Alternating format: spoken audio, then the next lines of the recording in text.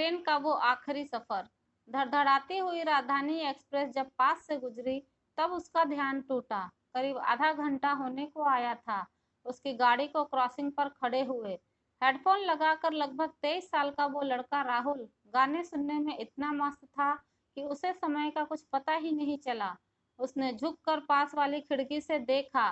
रात के उस सन्नाटे में धड़-धड़ करती राजधानी एक्सप्रेस की आवाज और अंधेरे में चमकती ट्रेन की खिड़कियों ने उस आम आदमी को इतना खास बना दिया कि लगभग आधे घंटे से स्टेशन पर खड़ी उस लोकल गाड़ी का वो लोकल पैसेंजर सोच के सागर में डूबकर खुद को राजधानी एक्सप्रेस के एसी कोच में महसूस कर रहा था। जितनी तेजी से राजधानी एक्सप्रेस गुजरी उसी तेजी से राहुल भी वापस अपनी दुनिया में वापस आ गया।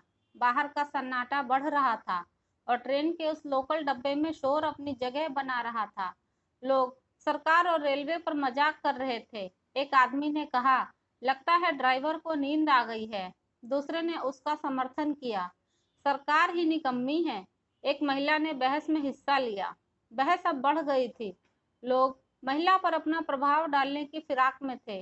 राहुल, जो खुद को अभी राजधानी एक्सप्रेस के एसी कोच में महसूस कर रहा था, हेडफोन निकालकर अब बहस का आनंद ले रहा था। तभी एक झटका सा लगा और ट्रेन चल पड़ी।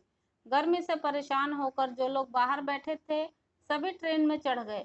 ट्रेन के कोच में भीड़ बढ़ चुकी थी और बहस अब अपने अंतिम चरण पर थी।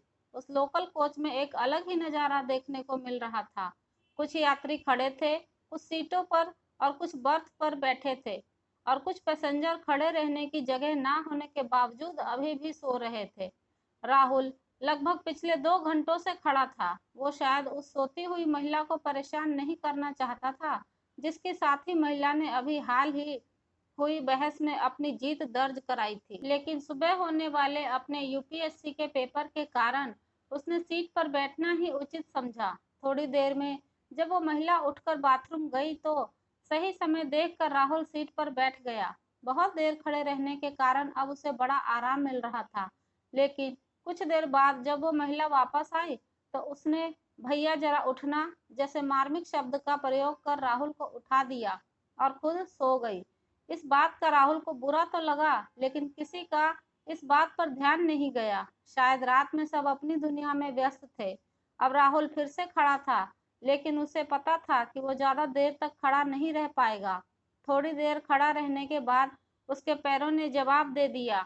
तब उसने बैठना ही उचित समझा। इस बार वो सीधा उस महिला के पैरों के पास जाकर बैठ गया।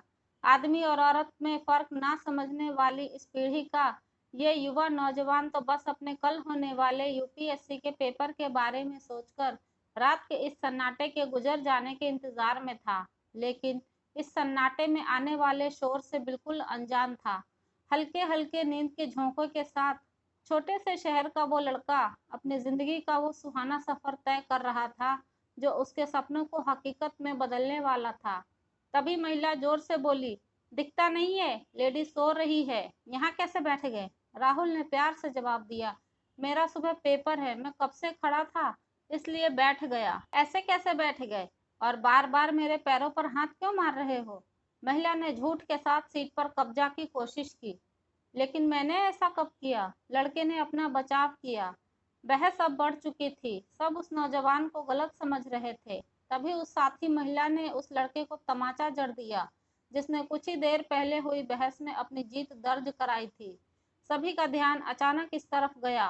लोग अब उन महिलाओं के साथ थे। नारी शक्ति अपने पूरे रंग में थी और सभी आदमी नारी के सम्मान में अपना फर्ज निभा रहा था।